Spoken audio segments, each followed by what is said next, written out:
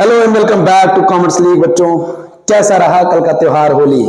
I hope आपने बहुत enjoy किया होगा, बहुत अच्छे तरह से उसे सेलिब्रेट किया होगा। थोड़ी सी पढ़ाई भी की होगी, कल केस स्टडीज भी कर ली होगी। कर तो सभी ले ली होगी। जिन्होंने ना किया हो या जो भी चैनल पर नए हो वो चैनल पे अभी सब्सक्राइब कर सकते हो, लाइक कर सकते हो, कमेंट कर सकते हो, शेयर कर सकते हो दोस्तों के बीच में, ताकि कल के पेपर के लिए जो आज की इंपॉर्टेंट वीडियोस हैं उसी सीरीज में जो हम करा रहे हैं आपके रिवीजन, वो आपको फायदा दे जाए। दूसरी बात, आई बटन देखो यहाँ पे इधर कहीं दिख रहा होगा, वहां पे केस स्टडीज को कैसे सॉल्व करते हैं मैंने वो भी कल कराया, तो जिन्होंने ना देखा हो वो जाके देख सकता है। ठीक है, कल मैंने जो वीडियो डाली थी उसके बाद मैंने डिस्क्रिप्शन बॉक्स के लिंक में ऑलरेडी एक लिंक दी थी जिसके अंदर हमने पीडीएफ बनाया था कि उस क्वेश्चन की आप प्रैक्टिस कर सकते हो केस स्टडी की। तो मेरे जिन बच्चों ने ना किया हो वो जाएं और अभी के अभी कर लें। ठीक है, आज का जो काम है वो एक इंपॉर्टेंट क्वेश्चन, मतलब ऐसा इंपॉर्टेंट क्वेश्चन है जो आएगा तुम्हारे कल पेपर में। और मैंने जब क्वेश्चन सीरीज बनाई थी इंपॉर्टेंट, तो मैंने इसको क्वेश्चन को दिया था, पर बच्चों ने कहा कि भैया इसको एक बार समझा दीजिए। तो मैं आज वीडियो ये security exchange board of India को लेकर आया हूं, जिसमें हम लोग इसके फंक्शंस को पढ़ेंगे। सबसे पहले बेसिक, ये है क्या चीज? Security exchange board of India पहली बात तो एक रेगुलेटरी बॉडी है। ठीक हुआ, 1988 में गवर्नमेंट ऑफ इंडिया ने इसको स्टैब्लिश किया था मिनिस्ट्री ऑफ फाइनेंस के अंदर। उसके बाद 1992 में पार्लियामेंट से बाकायदा एक्ट बना जिसको हम लोग सेबी एक्ट कहते हैं। 1992 में इसको जब पार्लियामेंट से पास कर दिया गया, then it became your statutory body. Clear है? 11th में भी आपने स्टैट्यूटरी बॉडी सीखी थी, जहां पे स्टैट्यूटरी कॉर्पोरेशन डिपार्टमेंटल अंडरटेकिंग सीखी थी, उसमें यही सेम चीज थी, डेफिनेशन एक ही रहती है। तीन फंक्शन है बेटा। सबसे बड़ा प्रॉब्लम जो होता है बच्चों को जब उनसे पूछा जाता है सेबी फंक्शंस, तो उनको लगता है कि ये रेगुलेटरी फंक्शन है। उनसे पूछा जाए कि प्रोटेक्टिव फंक्शन कौन है, तो बहुत सारे बच्चे मतलब बहुत तादाद ऐसी है 12th में जिनको प्रोटेक्टिव फंक्शन नहीं पता। उनको पूछोगे कि भाई अनफेयर ट्रेड प्रैक्टिस को रोकना है, हाँ कहेंगे हाँ सेबी का काम है, पर ये आता किसके अंदर है? ये प्रोटेक्टिव में आता है, डेवलपमेंटल में आता है, या रेगुलेटरी फंक्शंस में आता है, वो नहीं पता होता। तो आज हम इसको क्लियर करेंगे। चलो फटाफट से शुरू करते हैं। पहली चीज है रेगुलेटरी फंक्शन। इसको सिंपल भाषा में कहूं तो ये कुछ इस तरीके के सीक्वेंस में आप बना सकते हो। क्या लिखा मैंने? PRD, प्रोटेक्टिव, रेगुलेटरी और डेवलपमेंटल, तीन फंक्शंस परफॉर्म करते हैं हमारे security exchange board of India से भी। पहला रेगुलेटरी फंक्शन में जब ब्रोकर मतलब जिस प्लेटफॉर्म से हम लोग इन्वेस्टर्स या ट्रेडर अपना स्टॉक्स खरीदते हैं या डेट में अपना इन्वेस्टमेंट करते हैं, वो कहां से खरीदते हैं? कोई ना कोई तो उसमें बिचौलिए का काम करता है। वो बिचौलिया मतलब हमारा एजेंट हो सकता है, जैसे शेयर खान होता है। हाँ, एक पूरा वेबसाइट है जिसमें पूरा प्लेटफॉर्म है वो ब्रोकर्स के तहत।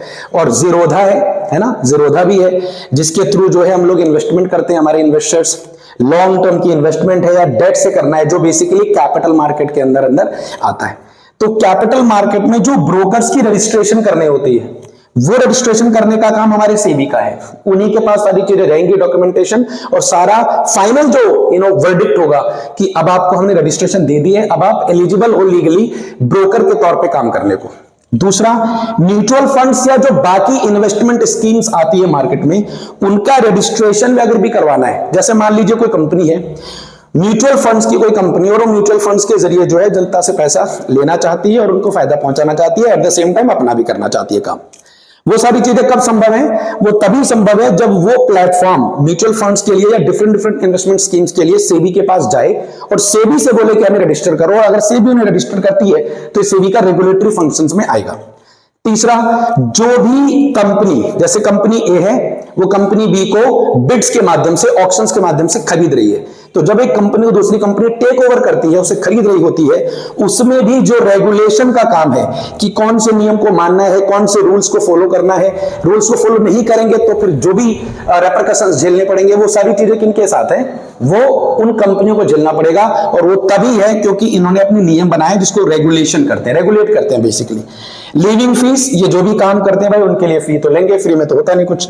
रेगुलेशन ऑफ इंटरमीडियरीज, अगेन वो जो इंटरमीडियरीज है, बीच के जो एजेंट प्लेटफॉर्म है, उन लोगों को भी बाकायदा उनकी रजिस्ट्रेशन करनी, उनके ब्रोकर्स को रजिस्टर करना, ये सारा इनके रेगुलेटरी फंक्शन का है। डेवलपमेंटल फंक्शन में जो इंटरमीडियरीज हैं, जीरोधा है, शेयर खान है या और भी है, मैं नाम सिर्फ इसलिए ले रहा हूं ताकि आपको कभी अगर कहीं नाम अगर पढ़ लो तो एकदम से याद आ जाए कि इंटरमीडियरीज हैं, ये बीच के लोग हैं।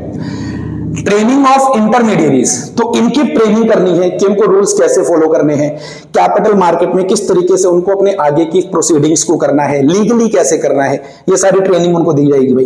कंडक्ट रिसर्च, इनका काम है रिसर्च करने का कि भाई हम कैसे कैपिटल मार्केट को और डेवलप करें, कैसे हम मार्केट को और लोगों तक हम ईज वे में पहुंचा दें। इसके लिए इनको पूरी रिसर्च करनी पड़ती है, क्या हो रहा है, कैसे कर सकते हैं फ्यूचर में, और कैसे इस पूरे प्लेटफॉर्म को कितना बड़ा बनाया जा सकता है कि बकायदा एक एक्ट पास हुआ सेबी एक्ट 1992, तो क्यों ना उसको और बड़े लेवल तक ज्यादा से ज्यादा लोगों तक उसकी पहुंच हो जाए, ताकि लोग सेविंग से हटके थोड़ा सा इन्वेस्टमेंट में जाएं और इकोनॉमी को कंट्रीब्यूट करें। ठीक, डेवलपिंग कैपिटल मार्केट, जैसे मैंने बताया कि ये जो लॉन्ग टर्म के लिए इन्वेस्टमेंट जो है इक्विटी शेयर्स में या डिबेंचर्स में की जाती है, वो सारा कैपिटल मार्केट के अंदर ही किया जाता है। शॉर्ट टर्म के लिए मनी मार्केट में किया जाता है ना, ये डिफरेंस भी एग्जाम में बहुत आता है, मैंने ऑलरेडी बताया हुआ है।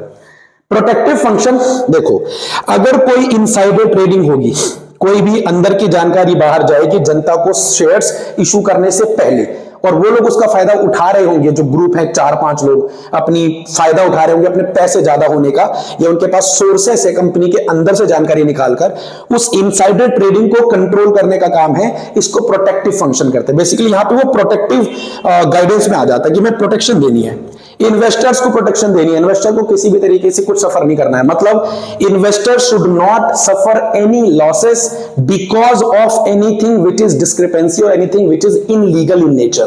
If it is happening like that, SEBI will come into the picture and take the charge and will be saying, guys, relax, I'm here for all the helps, and if you do something wrong which is not according to the law, we'll be taking it on. So this is what the basic जो एक डराना धमकाना है वो हमारा SEBI करता है, protection देनी है भाई। अनफेयर ट्रेड प्रैक्टिसेस को रोकने का काम है। कोई ऐसी प्रैक्टिस हो रही हो जो कि लीगल नहीं है, किसी और को बता के 10 रुपए का चीज 12 रुपए का बेच दिया, बताया ही नहीं, अगर किसी और को बेचना है उसका नाम हटा के फिर किसी और को बेच दिया, या कमीशन ज्यादा दे दिया, या अंडरराइटिंग कमीशन कम दे दी, ये सारा जो काम धाम है झंझट, इनसे बचाने के लिए हमारा जो सेबी है वो गार्ड पहनता है और कहता है जी हम प्रोटेक्टिव फंक्शन के तौर पे काम करेंगे। तो SEBI will behave in a 3 different way. First of all regulate करेगा, सेकंड वन इज डेवलपमेंट करेगा, and third one is what about that, protection देगा, और उसके लिए जो करना पड़े वो करेंगे। सो ये बेसिक इंपॉर्टेंट फंक्शन बेटा कल एग्जाम में देखने को मिलेगा, तो जरूर जाइए और कल का अपना पेपर शानदार तरीके से दीजिए। All the best, Shri Radhe.